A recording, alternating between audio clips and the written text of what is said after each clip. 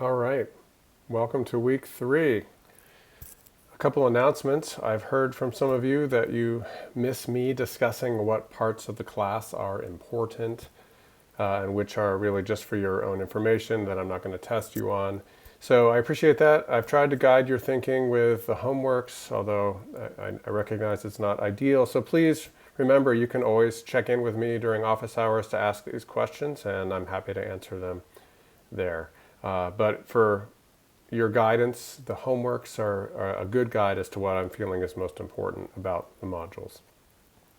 Okay, as we start week 3, I want to remind you that quiz 5 went live on Friday. It's designed to be due within a week, so try to get it done this coming couple days.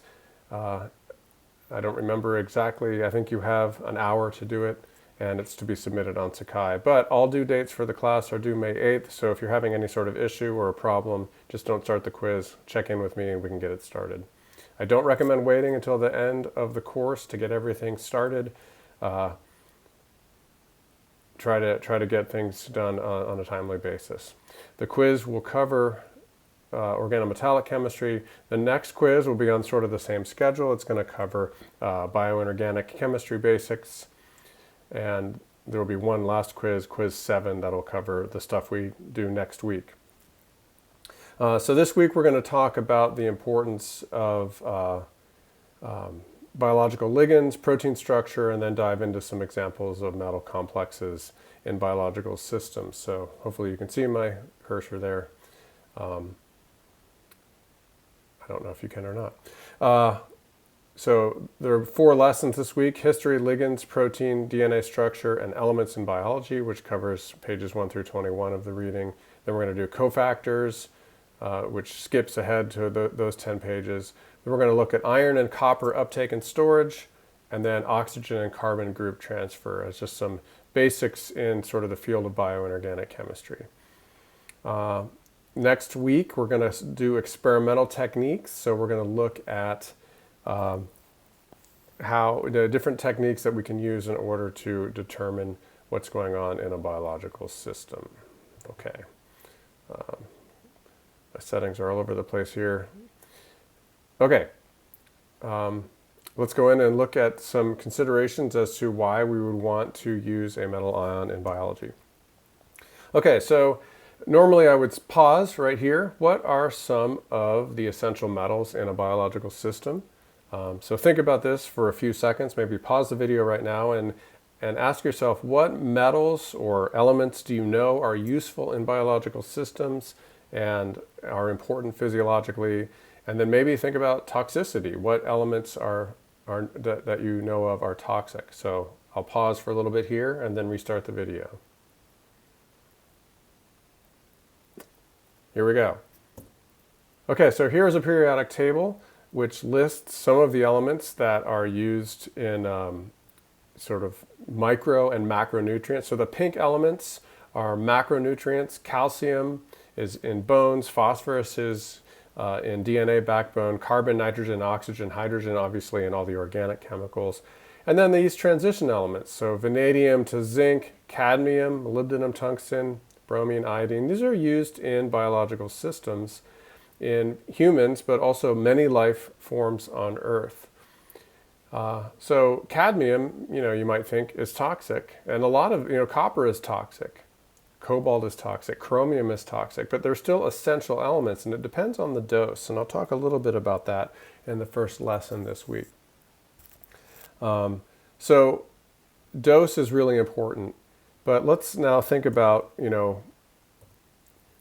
some problems to overcome. So if we compare the amount of material that's present in the environment versus how much we need in a body. So iron in seawater is 0.001 micromolar, but in blood plasma it's 22 micromolar.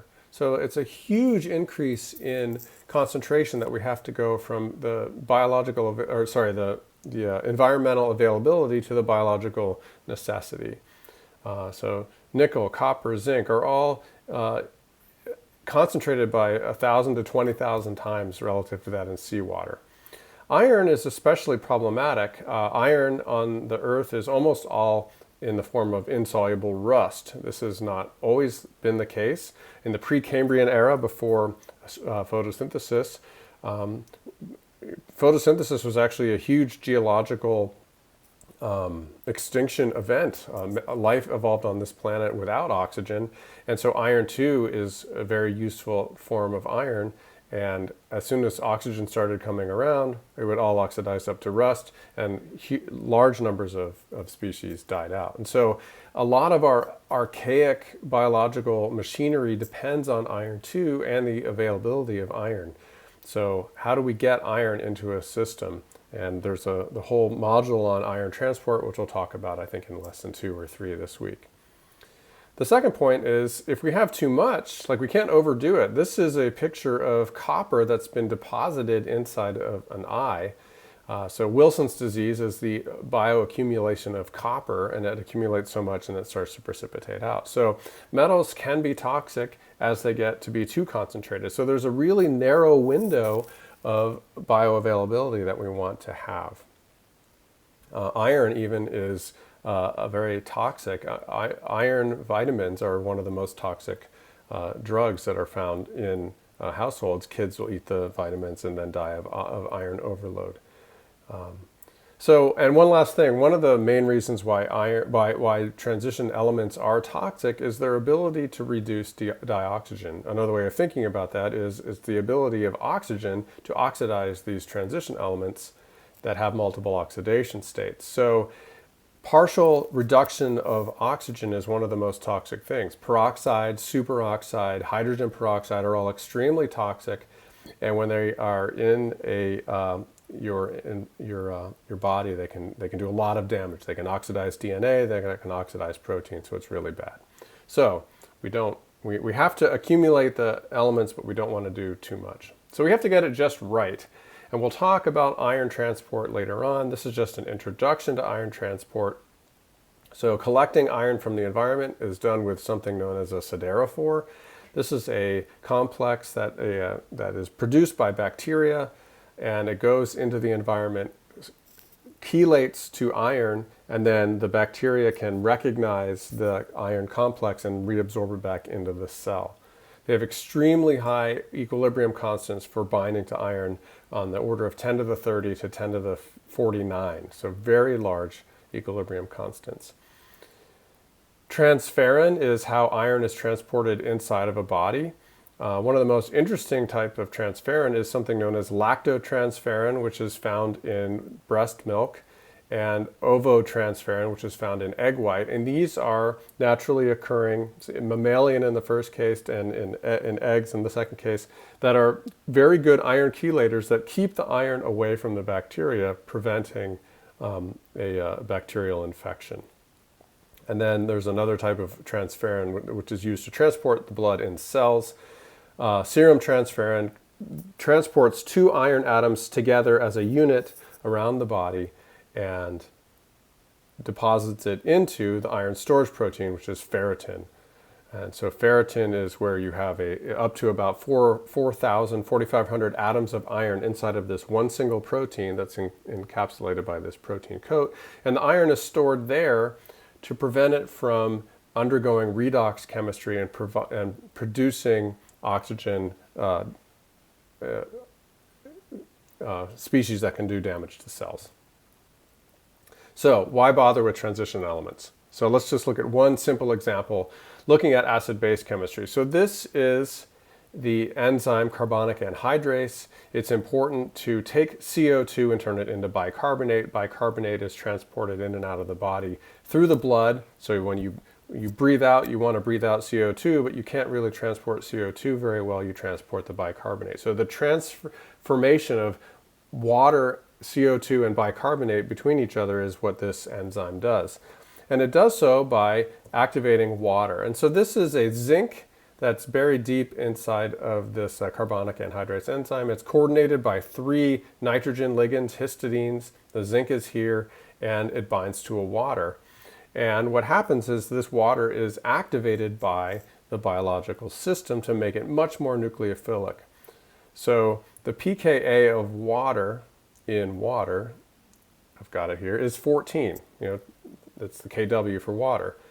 When you have a zinc hexaaqua complex 2 plus, the pKa is 10, and the pKa of this water in this environment is 7. So it's a 7 order of magnitude increase in the acidity of water.